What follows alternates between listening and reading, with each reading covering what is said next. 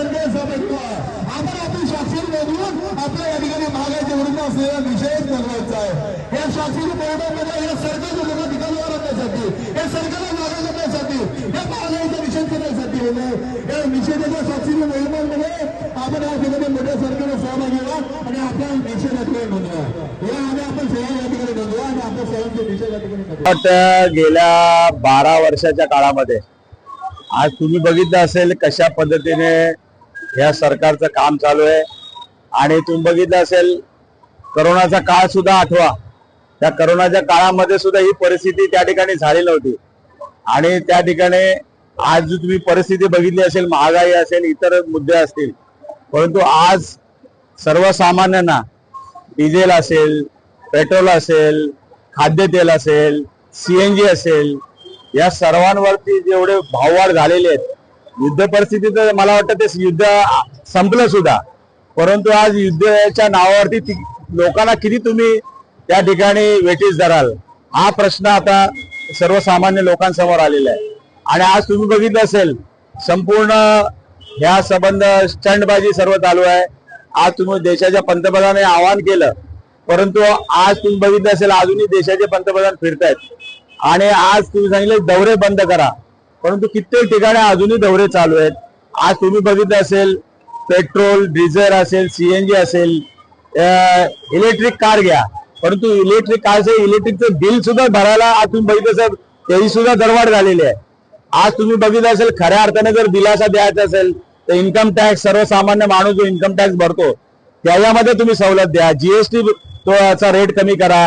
आज रेल्वेने जातात, आज रेल्वेच्या प्रवाशांचं ते तिकिटाचे दर कमी करा त्या ठिकाणी। अशा पद्धतीने जर वेगवेगळ्या पद्धतीने तुम्ही केलं, फक्त लोकांना उपदेश करून चालणार नाही। आज तुम्ही खऱ्या अर्थाने सरकार म्हणून तुम्ही काम केलं पाहिजे। आज तुम्ही बघितलं असेल महिलांवरती अत्याचार होत आहेत।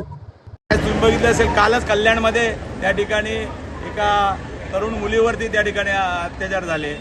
मला वाटतं महाराष्ट्र हा देशामध्ये सर्वात गुन्हेगारी ह्याच्यामध्ये नंबर 1 त्या ठिकाणी आहे। भ्रष्टाचारामध्ये गेले सातत्याने 3 वर्ष या ठिकाणी भ्रष्टाचारामध्ये महाराष्ट्र नंबर 1 आहे आणि अशा पद्धतीने आज या महाराष्ट्राचा असेल देशाची परिस्थिती ज्या ठिकाणी करून ठेवलेली आहे, आज लाज वाटते असेल। तुम्ही बघितलं असेल रस्त्यावरनी चालू शकत नाही।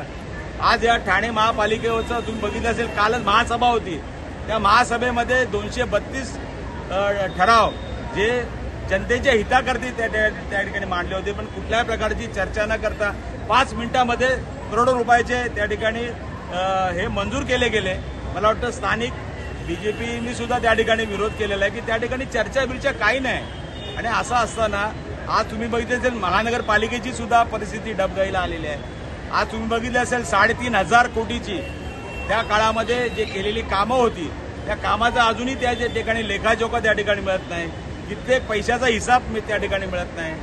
आज तुम्ही बघितलं असेल फक्त या देशामध्ये फक्त निवडणुका जिंकायच्या कशा, EVM मशीनचा कसा गैरवापर करायचा, सत्तेचा कसा गैरवापर करायचा, अशा पद्धतीने त्यांचं काम त्या ठिकाणी चालू आहे।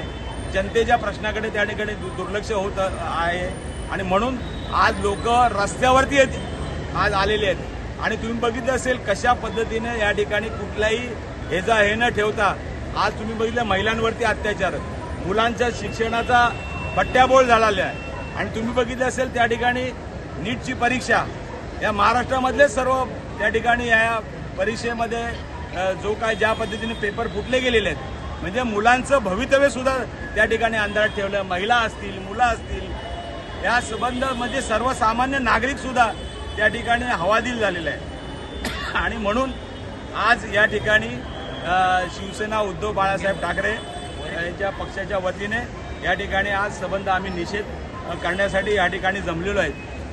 त्या आदरणीय त्यावेळचे कोरोनाच्या काळामध्ये पक्षप्रमुख उद्धव ठाकरे आणि त्यावेळचे मुख्यमंत्री, मला वाटतं एवढी कठीण परिस्थिती असताना सुद्धा त्या ठिकाणी कुठल्याही प्रकारची दरवाढ त्या ठिकाणी झाली नव्हती।